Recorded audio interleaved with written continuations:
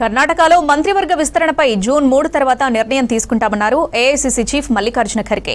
ఎందరు డిప్యూటీ సీఎంలు ఉండాలి, ఎవరు ఉండాలి అనే దానిపై ఇంకా ఎలాంటి ప్రతిపాదనలు రాలేదన్నారు. డిప్యూటీ సీఎంలతో పాటు అవసరమైతే చైర్మన్లను నియమిస్తామన్నారు. ఇక పార్టీ బలోపేతం చేయడంలో సరైన వ్యక్తులకే బాధ్యతలు అప్పగిస్తామన్నారు ఖర్గే. భవిష్యత్తులో పార్టీ నిర్మాణం, వచ్చే ఎన్నికలే లక్ష్యంగా మార్పులుంటాయన్నారు. కార్యకర్తలను సంఘటితం చేస్తూ పార్టీని గెలిపించే వారికే బాధ్యతలు అప్పగిస్తామని చెప్పారు ఖర్గే. ನೋಡ್ಬೇಕು, ಇನ್ನೂ ಪ್ರಪೋಸಲ್ ಯಾವುದು ಬಂದಿಲ್ಲ. ಪ್ರಪೋಸಲ್ ಬಂದ್ಮೇಲೆ ಎಷ್ಟು ಮಿನಿಸ್ಟರ್ ಮಾಡಬೇಕು, ಎಷ್ಟು DCM ಮಾಡಬೇಕು, ಅಥವಾ ಇಂಪಾರ್ಟೆಂಟ್ ಚೇರ್ಮನ್ಗಳನ್ನ ಇದ್ರ ಜೊತೆಯಲ್ಲೇ ಮಾಡಬೇಕು, ಇವೆಲ್ಲ ಚರ್ಚೆ ನಡೆದಿದೆ. ಅದು 3ನೇ ತಾರೀಕು ಆದ್ಮೇಲೆ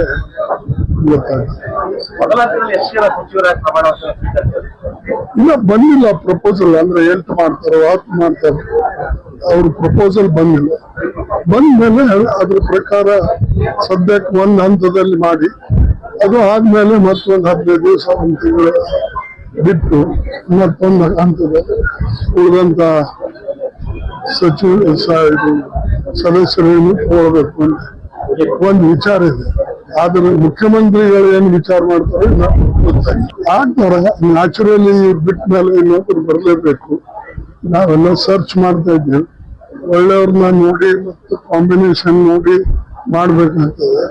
ಪಾರ್ಟಿ ದೃಷ್ಟಿಯಿಂದ, ಮುಂದೆ ಪಾರ್ಟಿ ಕಟ್ಟೋ ದೃಷ್ಟಿಯಿಂದ, ಮತ್ತು ವಿಶೇಷವಾಗಿ ಈ ಒಂದು ನಮಗೆ ಕೇವಲ ಈಗ 24 ತಿಂಗಳಿರೋದ್ರಿಂದ ಬಹಳ ಸ್ಪೀಡ್ ಆಗಿ ಕೆಲಸ ಮಾಡ್ತಕ್ಕಂಥ ಮತ್ತು ಕಲೆಕ್ಟಿವ್ ಆಗಿ ಇದ್ದು ಎಲ್ಲರೂ ಕೂಡಿ ಹೋಗ್ತಕ್ಕಂಥ ಒಬ್ಬ ನಾಯಕನನ್ನ ನಾವು ಹುಡುಕ್ಬೇಕು.